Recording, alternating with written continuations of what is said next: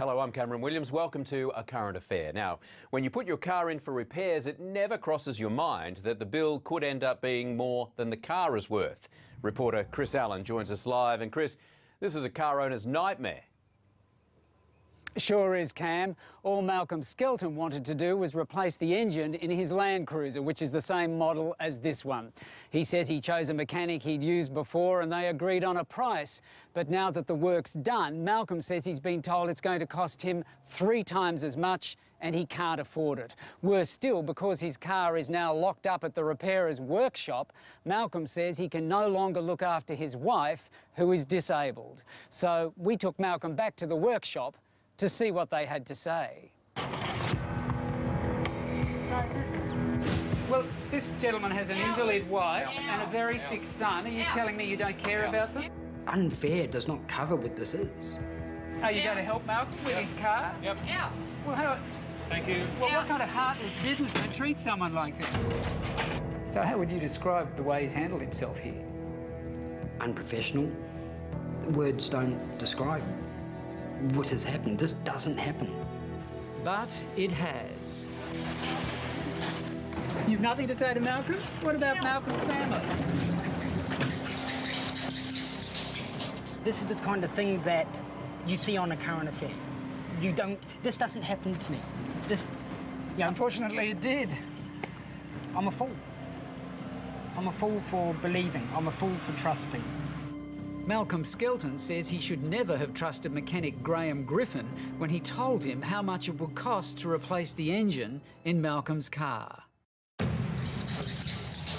So, Mal, what did he say it was going to cost originally? $8,000. $8,000, all done? Yep. And you accepted that? I accepted it, yeah. I accepted the price. As I said, he's done work for me before. I trusted him. Mal's in a sticky situation. Unfortunately, he didn't get a quote up front, which would say what work was to be done and what outcome he should expect. Joe Uchukalo is from Handle My Complaint, a consumer group which helps people sort out a mess like this one. Definitely you need to get a written quote which itemises everything that's going to be paid for and what outcome you expect at the end of the day. Well, did you give him a written quote in the beginning? No. Why not? Didn't ask for it. While Mal didn't ask, Mr. Gryphon certainly didn't offer a written quote. And before long, Mal knew he was in trouble. After about 2 or 3 weeks, he phones me up and he says, can you come in? We need to talk about the bill. And I'm like, what do you mean we need to talk about the bill? And he's gone, it's gone up. And I turned to him and go, well, on the phone, go, what do you mean it's gone up? And he's gone, it's gone up quite a bit. You need to come in. Sure has. It's now doubled to $16,188. And I turn to him and I tell him that my budget's blown, I'm done, that we're going to have to work out a payment plan because there was no more money. But it gets worse. Going a few weeks later, and I get another one, which is over $23,000 now. What was your reaction when you got that? Numb. I mean, as I said, it was a complete shock. I thought he was joking. So the bill has now trebled to $23,418. He says you told him it was going to be $8,000, now it's $23,500. How does that happen? No, that's not correct. It is correct, mate. I asked you how much. You said, I wouldn't be doing this if I didn't think I was being ripped off. What they should be doing is giving you a written quote, particularly for something as expensive as this. And then if they need to go over and above the agreed amount, they need to contact you and get your confirmation that the work can go ahead.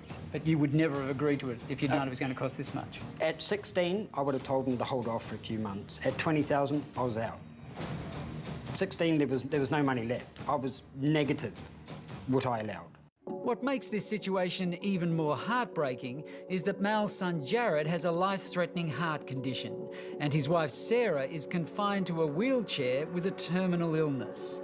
And Sarah relies on Mal having wheels to help her. It's hard, it's difficult getting other people to help. Sure. Just made life a lot harder. Oh. Yeah. 8 weeks you've been without a car. Without a car, and this job was a 2-week job, his words, 2 week. You go to his website, job's done on quote, on time, all the time. That's on his front page of his website. So not only has it cost 3 times as much as he told you, it's taken 4 times as long. again, disappointing. Graham Gryphon, Chris Allen from A Current Affair. Just wondering if I could ask you some questions about the bill you've given Malcolm to replace his engine. No. Which is why we took Mal back to the repair shop.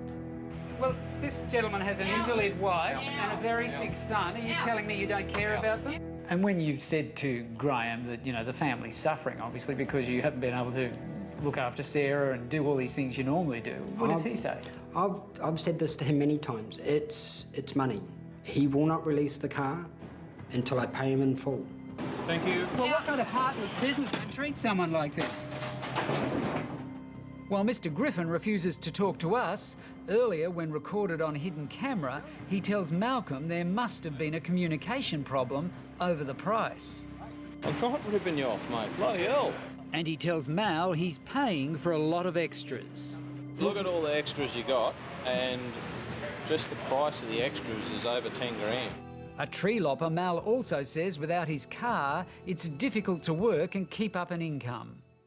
And all up, how much do you think this has cost you? All up, including loss of business, 50, 60, could be 70,000. In Mal's situation, there's been a complete communication breakdown. We asked troubleshooter Joe Uchukalo to try and help Mal. I think that this matter now needs to go to an impartial third party to make the decision, and that's what our courts are there for. All Mal wants is his car back so he can look after his family and work out what he can pay. But Mr. Gryphon certainly isn't about to hand it back. You've nothing to say to Malcolm? What about Malcolm's family? Clearly he doesn't care. No, I would have expected this. This is what I would have expected. Perhaps someone out there watching can lend a card to Mr. Skelton, who has applied for an urgent hearing before a Queensland Complaints Tribunal. Meanwhile, Mr. Gryphon's lawyers say he has made no demands over what he claims he's owed.